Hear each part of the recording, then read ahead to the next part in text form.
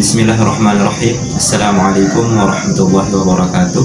Perkenalkan, nama saya Bushran Karim, mahasiswa program studi pendidikan bahasa Arab. Pada mata kuliah psikolinguistik kali ini, saya akan menjelaskan tentang alih kode dan campur kode, di mana alih kode dan campur kode itu memiliki pengertiannya masing-masing dan memiliki bagiannya masing-masing. Pertama-tama saya akan menjelaskan pengertian alih kode. Jadi alih kode itu memiliki pengertian penggunaan dua ragam atau dua variasi bahasa dalam satu percakapan. Jadi dalam satu percakapan itu memuat dua bahasa sekaligus. Yani contohnya mungkin antara bahasa Indonesia dengan bahasa Inggris, atau bahasa Inggris dengan bahasa Arab, dan lain sebagainya. Nah, nantinya itu alih kode itu sendiri dia memiliki tujuan tertentu. Nah, itu yang menjadikan alih kode dan campur kode nantinya berbeda, karena ada maksud dan tujuan di sana. Kemudian alih kode memiliki dua klasifikasi. Klasifikasi pertama adalah klasifikasi gramatikal dan klasifikasi kontekstual. Masing-masing klasifikasi itu memiliki bagian-bagiannya tersendiri. Oleh karena itu, mari kita bahas satu persatu.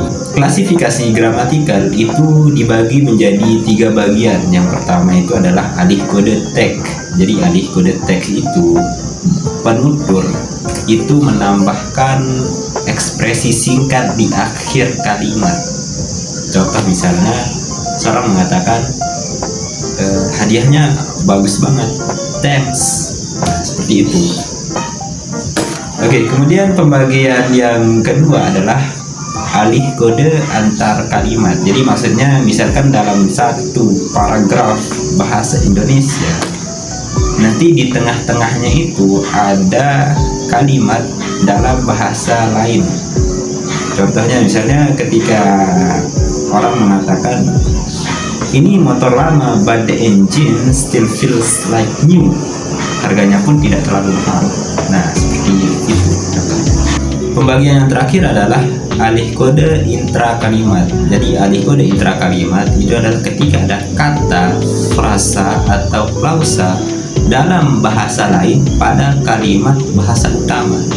Misalkan di sini contohnya adalah James Madison gelandang serang kesebelasan Leicester City memiliki kemampuan dribbling yang baik dan passing yang akurat. Kemudian kita beralih kepada klasifikasi kontekstual. Jika tadi kita membahas tentang klasifikasi gramatikal, maka kali ini kita akan membahas klasifikasi kontekstual. Nah, di dalam klasifikasi kontekstual kita berfokus pada alasan yang mendorong terjadinya suatu alih kode. Nah, alasan terjadinya alih kode di sini itu ada dua.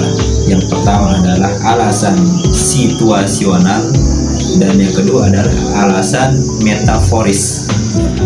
Alasan situasional adalah pengalihan kode yang terjadi akibat perubahan situasi seperti latar, topik, partisipan, dan tujuan interaksi.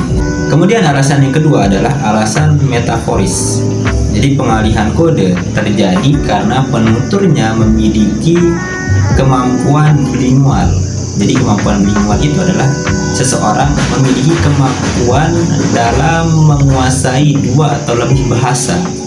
Nah, tujuannya untuk apa? Tujuannya adalah untuk memperkaya ujaran atau kalimat dalam berkomunikasi. Oke, kali ini kita akan melanjutkan pembahasan kita mengenai alih kode dan campur kode. Jika sebelumnya kita telah membahas tentang alih kode, maka pembahasan kita kali ini adalah campur kode. Campur kode adalah penggunaan dua ragam atau dua variasi bahasa dalam satu percakapan.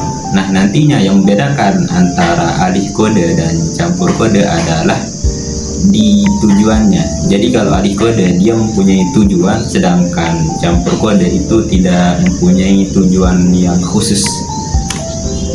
Kemudian campur kode itu dibagi menjadi tiga.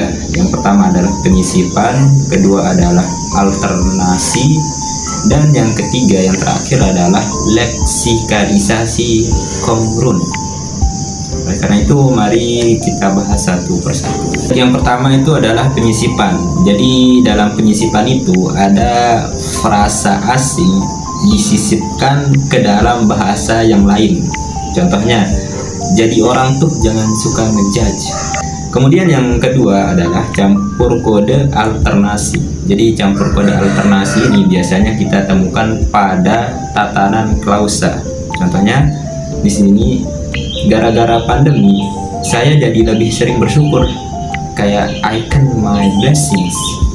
Kemudian pembagian yang ketiga dari campur kode itu adalah leksikalisasi komrun. Nah, leksikalisasi komrun ini cenderung diterapkan secara acak pada dua bahasa yang memiliki kemiripan struktur. Contohnya di sini adalah meeting hari ini akan membahas tentang urgent agenda yang akan dilakukan within this week. Baik, alhamdulillah kita sudah selesai dengan pembahasan kita mengenai alih kode dan campur kode. Jadi kesimpulannya adalah secara sederhananya alih kode dan campur kode dalam pengertiannya tidak jauh beda sebenarnya.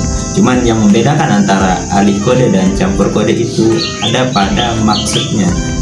Ada pada maksudnya atau tujuannya. Jadi kalau alih kode itu punya tujuan tertentu, maka campur kode itu tidak memiliki tujuan tertentu.